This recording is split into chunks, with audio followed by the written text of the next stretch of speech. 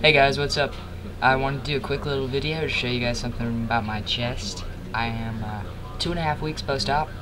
I feel pretty good. I don't have a whole lot of movement, like up with my arms, and I thought that was kind of weird. And I've got a whole lot of swelling on this side. I don't know if you can tell from there, but it's pretty much like I have a whole nother boob. I was kind of concerned because I want my chest nice and flat, and I know Dr. Fisher's amazing, so I was kind of wondering what was up with that. So I called today, and I'll get a little bit closer. She goes, well, what does your chest feel like? And I was like, kind of feels like a waterbed. And she was like, oh, you have a seroma, you need to go to the doctor and get it drained. And it was like freaking out about it at first, and then I was like, okay, so I guess that I need to do this like as soon as possible. And she goes, well, you don't really have to. So basically she said if I don't go to get it drained, that it'll be fine, that within time, it could be a month or whatever, that the fluid will eventually go back into my system, but the skin won't like reattach itself to the muscle and look nice and well formed, which I would like. So I do plan on getting it drained. I just need to find a doctor.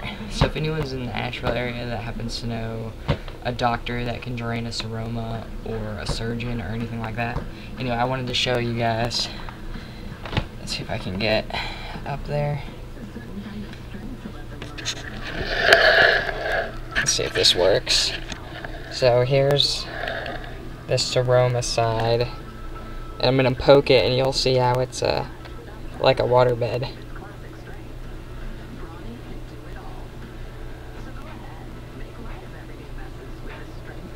I don't know if the camera's able to pick that up, actually.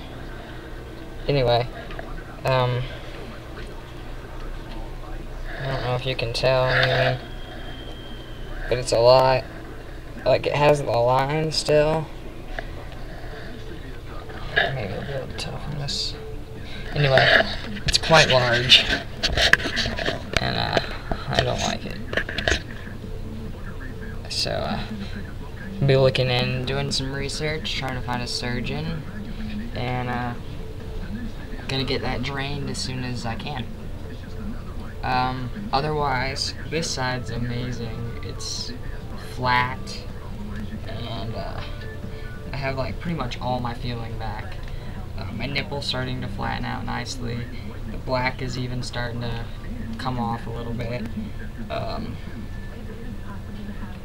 It looks like my incision line is meeting up very nicely with where my pec is. I don't know if you guys can see when I flex, but yeah, I have a pretty good feeling about how that's gonna look when it's done. This side just is really rough looking, and because of the seroma, I still don't have a whole lot of feeling, especially when I poke it and do the waterbed effect. Like it really feels like a waterbed. It just whoosh, like you can hear it sloshing almost. And my nipple's still really dark and kind of sticking out a little bit still, which really hope that goes away soon. So yeah, it's pretty much what's going on there. Oh, I went to an organist concert. I don't know, a dude that plays the organ.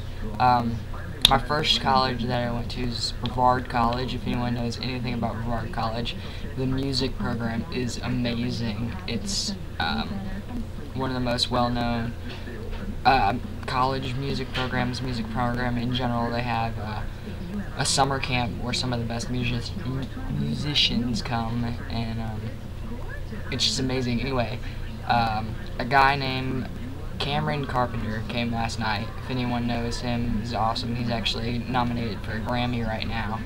He's an organ player. Amazing. He's on YouTube if you guys want to and just like listen to it. The thing I associate with the organ is obviously like funeral church music and Halloween music, but the dude was amazing. Like he was playing Bach that he somehow wrote for the organ, and it sounded like it should be made for the organ. Like, it was amazing. It didn't sound deathly at all. And at the end there, of course, he did do the whole like the creepy Halloween stuff, and it was awesome. And he really had a thing for rhinestones, because his costumes, outfits that he wore were just sparkly as a disco ball. And but he was awesome. And then let's see what else. Job stuff's doing good. I actually got an email from Eckerd Youth Alternatives, which is an outdoor program for behavioral issued children, pretty much not so much at juvenile detention center level, just a little bit under, so that'd be nice. And it's an outdoor program setting, all wilderness activities, 5 days on, 5 days off. I'm pretty excited. It was one of the things I actually wanted to apply to right after I graduated and never did, and finally did and got an interview, so pretty stoked about that.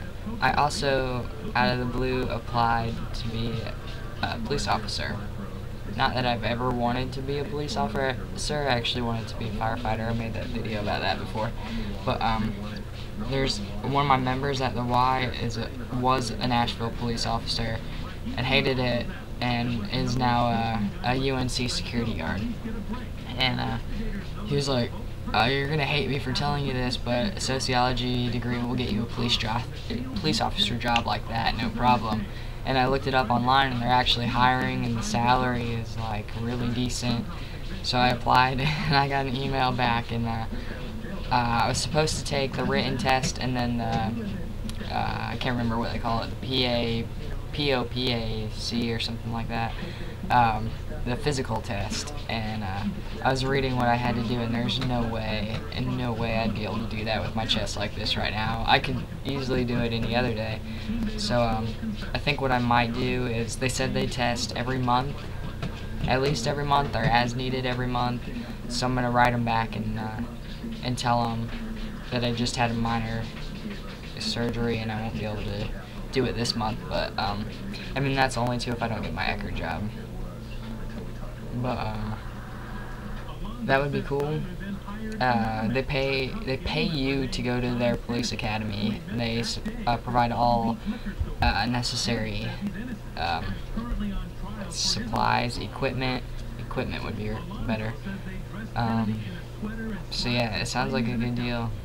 And even while you're in police academy training, you're considered a city employee, so you get all city employee benefits, and like, it's just pretty dang. The only thing with that is they said that the application process could take 2 to 9 months for them to do background checks and all that, and you can be in police academy, I think, while that's happening, but I'm not for sure. I think you might actually have to wait, and 9 months is almost next year, you know, and I don't really plan on sticking around for a whole lot longer than, what is it, February? Like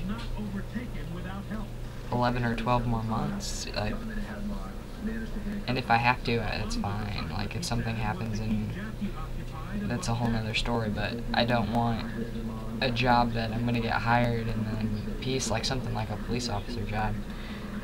So yeah, there's that. And then I had my sheriff's dispatcher test. I don't know if I said anything about that, but I went and took that test, and it was actually really cool. It was a lot of fun. They took a whole bunch of applications, cut it down to 32.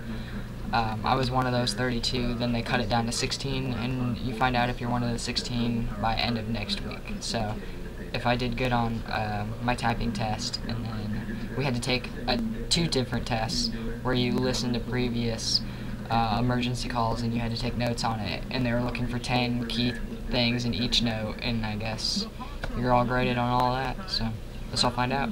But that's good. That's 3 leads on 3 really good jobs, so fingers crossed.